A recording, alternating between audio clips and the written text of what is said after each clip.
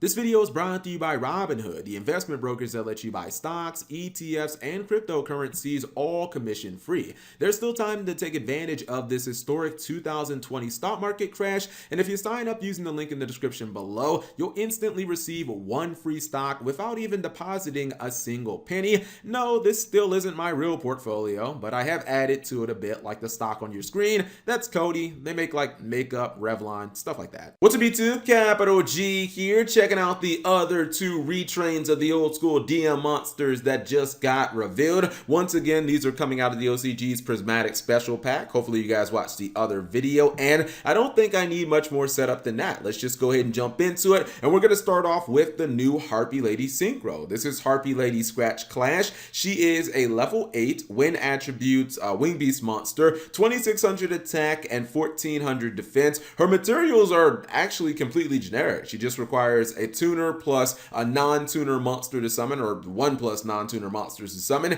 Now it also says for this card Synchro Summon, you can treat one Harpie Lady monster you control as a tuner. You can only use the second effect of this card as a hard once per turn. First effect says this card's name is treated as Harpie Lady while it is face up on the field or in the graveyard. Second effect, when a spell / trap card or effect is activated, this is a quick effect, you can target one monster your opponent controls or one Harpie monster you control, return it to the hand. Okay, so I absolutely love this Harpie Lady Synchro monster, and it's actually a little ironic. I just shot a Harpie Lady duel earlier today, and I was talking about the Synchro monster, and I said that I would like to see some spell and trap negation or suppression coming out of it, but this is definitely something in line with what I would have wanted, because when you really think about Harpie Ladies, they got monster effect negation covered. They got Featherstorm. That card is crazy. Lasts the entire turn, can be activated from the hand, but to me they needed a little bit more, and they needed something else that, you know, wasn't really tied to that card.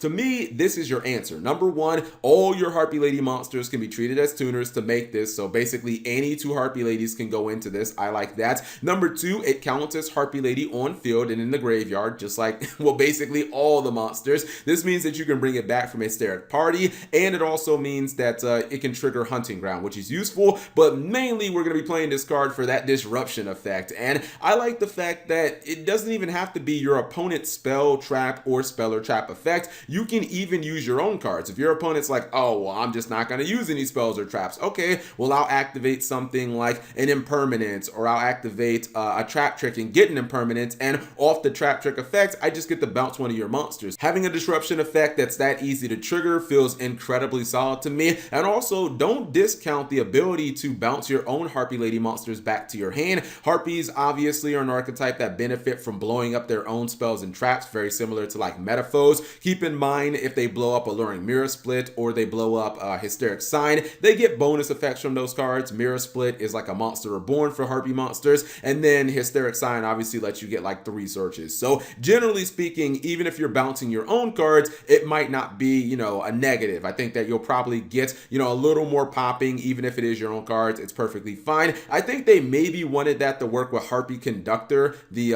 Link monster, but honestly, I've never thought Harpie Conductor was all that good, and this might, you know, kind of power creep it. You might not need to even go into it anymore, but I definitely love their Synchro monster. You got to play this card. Next up is the Jinzo XYZ. This is Jinzo Layer. It's a rank 6 Dark XYZ machine monster. It is 2400 attack and 1500 defense. Okay, so it has the same stat line as the original OG Jinzo. Your second effect and your first effect are both hard once per turn, but you can use them in the same turn, and your materials are generic, just 2 level 6 monsters. First effect says you can detach one material from this card, then target one face-up monster your opponent controls, gain control of that monster until the end phase, but it cannot attack or activate its effects. Second effect, if there is a trap on the field, you can tribute one monster, and if you do, destroy one face-up card on the field. Okay, so the Jinzo XYZ feels very powerful in my opinion. However, it feels like a card that is only useful in some very specific situations, and it feels kind of niche, mainly because to get the maximum benefit out of this card, you have to have a trap already on the field, and Jinzo as an archetype doesn't have any traps, so you might actually be relying on your opponent. Now with the new Jinzo support that Esperoba got, there is the new the Giga Fiend Cyberd, and that card can force your opponent opponent, basically to have one of their monsters as a trap. So I guess there's a way of you doing that. However, it doesn't feel like it's going to be all that reliable, and I don't really know that you'll want to just have to rely on your opponent having like a face-up trap card on the field. However, if you are able to resolve both of the effects in one turn, this card could be crazy powerful, because basically the first effect is kind of like a mind control. You're just taking one of your opponent's face-up monsters. You can't actually attack with it, and you can't use its effects, but you can use it for materials for like a Synchro summon or for a tribute. You can use it as link material, all that good stuff. And obviously that effect works with the second effect, where you basically throw that card at your opponent and you get to blow up any face-up card that they have on the field. Doesn't have to be a spell or trap, it can be a monster, and it doesn't actually target. That's actually pretty awesome. I just realized that reading the card